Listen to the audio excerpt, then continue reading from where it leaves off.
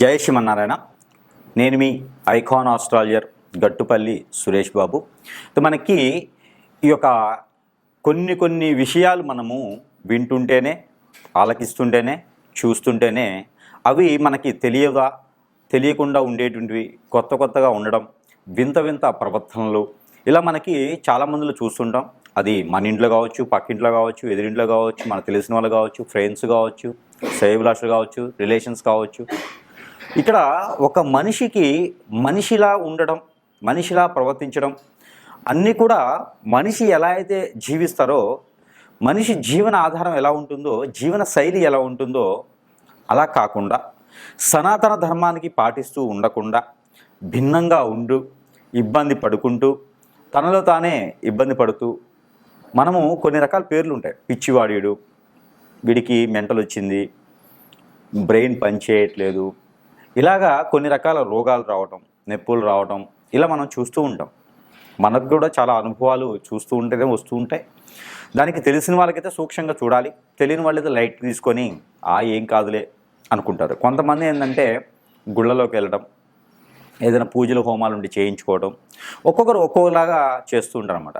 దీనికి అంతటికీ కారణం, ఇదంతా ఎందుకు చెప్తున్నాను అంటే కనుక, దీని అంతటికీ కారణం ఏంటంటే కనుక, మంచి ఎలా ఉంటుందో చెడు కూడా అలానే ఉంటుంది.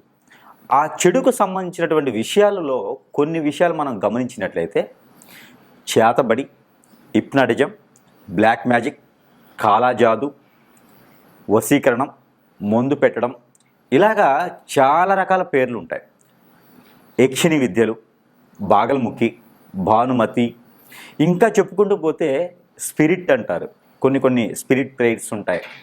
ఇలాగా చెప్పుకుంటూ పోతూ ఉంటే చాలా రకాలు ఉంటాయి పేర్లు. కాలభైరవుని పూజిత వాళ్ళు అంటారు, ఇలాగా ఇంకా భైరవ పూజలు అంటారు, ఇలా చాలా ఉంటాయి అన్నమాట. అలాగా చెప్పుకుంటూ పోతే బొచ్చుడు ఉంటాయి. అయితే వీటన్నిటికీ కూడా మూలం ఏంటంటే, ఇలా చేయడానికి గల కారణాలు చాలా ఉండొచ్చు. ఒక మనిషి మీద ఒక మనిషికి పడకపోవటం, విరక్తి, విసుగు, కోపం, చిరాకు, చికాకు, ఆందోళన, వ్యసనం, రంది, ఓర్చుకోలేని తత్వం, ఇలాగా చాలా రకాలు ఉంటాయి. ఆస్తి కోసం, ఒక మనిషి ఇష్టం ఉండి వశపరుచుకోవడానికి, ఇలాగా రకరకాలుగా ఉండేటువంటి విధానాలు, ఆశలు, కోరికలు మనిషిని ఎంత దూరమైనా తీసుకెళ్తాయి. పోనీ ఇలా చేసేవాళ్ళు ఉన్నారా అంటే ఖచ్చితంగా ఉన్నారని చెప్పవచ్చు. ఇలా చేయించబడిన వాళ్ళకి పరిహారం ఉంటుందా అంటే ఖచ్చితంగా ఉంటుందని కూడా చెప్పవచ్చు. అయితే దీనికి ముళ్ళుతోనే తీయాలి అనే ఒక నినాదం అయితే ఉంది కదా, దాని ప్రకారంగా మాత్రమే చేయాలి. అయితే ఇందులో కొన్ని లక్షణాలు కల అటువంటి స్త్రీ పురుషులు కావచ్చు, పిల్లలు కావచ్చు, కొన్ని లక్షణాలు ఉంటే వారికి ఏం జరుగుతుంది, వారికి తీయించుకునే విధానం ఏంటి, అసలు మనం ఎలా గమనించుకోవాలి అని పరిశీలన చేసినట్లయితే కనుక, మనం మొదటగా ద్వాదశ రాశుల్లో నుంచి తీసుకుందాం. ఎందుకంటే ఈ ద్వాదశ రాశుల్లోంచి తీసుకోవడం వలన వారి రాశి ఏంటి, వారి నక్షత్రాలు ఏంటి, వారి యొక్క గుణగణాలు ఏంటి, వారికి ఉండాల్సినటువంటి విధానం లేకుండా వేరే ధోరణిలో ఉంటే వారికి ఏం జరిగింది అనేది కొంచెం తేలికగా మనం గమనించుకోవచ్చు. అప్పుడు మనము సమీప దూరంలో ఉన్నటువంటి గురువు దగ్గరికి వెళ్ళటమా, లేదా ఏ ఆలయానికి వెళ్ళటమా, చెప్పేటువంటి పరిహారం ఏంటి చేసుకుంటే మరలా కూడా ఆ వ్యక్తి మనిషి జీవితానికి వచ్చి మరి కూడా జీవితం కొనసాగించేటువంటి అవకాశాలు ఉంటాయి. కాబట్టి ఆ విధంగా కొంచెం చైతన్యం ఇచ్చేదానికైతే మనం చూసినట్లయితే కనుక, ముందుగా మనకి చూసుకున్నట్లయితే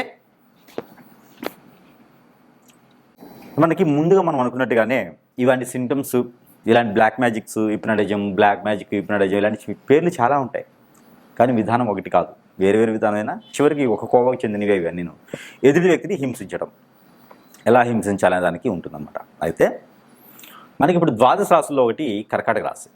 ఈ కర్కాటక రాశి వారికి కూడా హిప్నాటిజం, బ్లాక్ మ్యాజిక్, వశీకరణం, మందు పెట్టడం, చేతబడి, కాలాజాదు, బాగల్ముఖి విద్యలు, యక్షిణి విద్యలు, ఎవరైనా చేయించబడి ఉంటే, అష్టదిబ్బందనలు ఎవరైనా చేయించబడి ఉంటే, స్పిరిట్ పేర్స్, స్పిరిట్స్ ఇలా చాలా ఉంటాయి. ఇంకా ఎవరైనా చేయించబడి ఉంటే మీరు ఇబ్బంది పడుతున్నారంటే మీ సిమ్టమ్స్ ఏంటంటే హెయిర్ ఫాల్ అవటం. నాకు ఫాలో అవుతుంది మాత్రం నాకు జీన్స్ ప్రకారంగా. ఎవరికైనా సరే కర్కాటక రాశి వారికి మాత్రం చెప్తా ఉన్నా, నాది కూడా ఫాలో అయింది కదా అని నాకు ఏది జరగలేదు.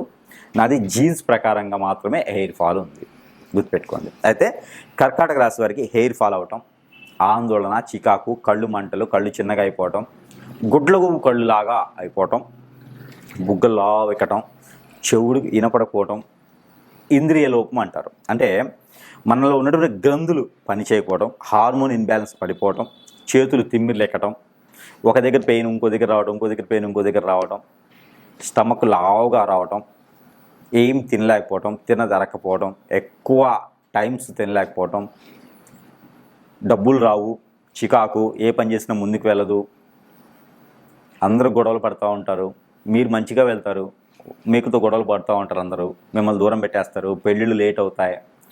ఇలాంటి సిమ్టమ్స్ ఉన్నాయి మీకంటే ఖచ్చితంగా మీకు ఏదో జరుగుతుందని అర్థం. మీ పాత గర్ల్ ఫ్రెండా, పాత బాయ్ ఫ్రెండా, ఎవరైనా సరే మీరు చేయించవచ్చు, చెప్పలేం. ఎవరిని నమ్మేటువంటి పరిస్థితుల్లో లేవు మనం. ఇంట్లో వాళ్ళు కావచ్చు, బయట వాళ్ళు కావచ్చు, ఫ్రెండ్స్, రిలేషన్స్, వెల్వేషెస్, ఎవరైనా సరే మనకు చేయించరు అనేది ఏం లేదండి. మీరు నమ్మకపోతారు, ఎందుకంటే మీరు మంచి వాళ్ళు కాబట్టి మీరు నమ్మకపోవచ్చు, మూఢనమ్మకాలను తీసేస్తారు. కానీ నమ్మేవాళ్ళు చేపిస్తారు. నమ్మేవాళ్ళు చేయించడం ద్వారా మీకు ఏదైనా చెడు జరిగి ఉండొచ్చు. ఇలాంటి సిమ్టమ్స్ ఏమైనా ఉంటే ఖచ్చితంగా మీకు పెళ్ళిళ్ళు అవ్వడం లేట్ అవుతున్నా, పెళ్ళయ్యి భార్య భర్తలు ఒక దగ్గర లేకపోయినా, ఇవన్నీ కూడా మీ టైం బాగాలేదు అనుకుంటారు. టైం బాగుంది, టైం ఎప్పుడు బాగుంటుంది.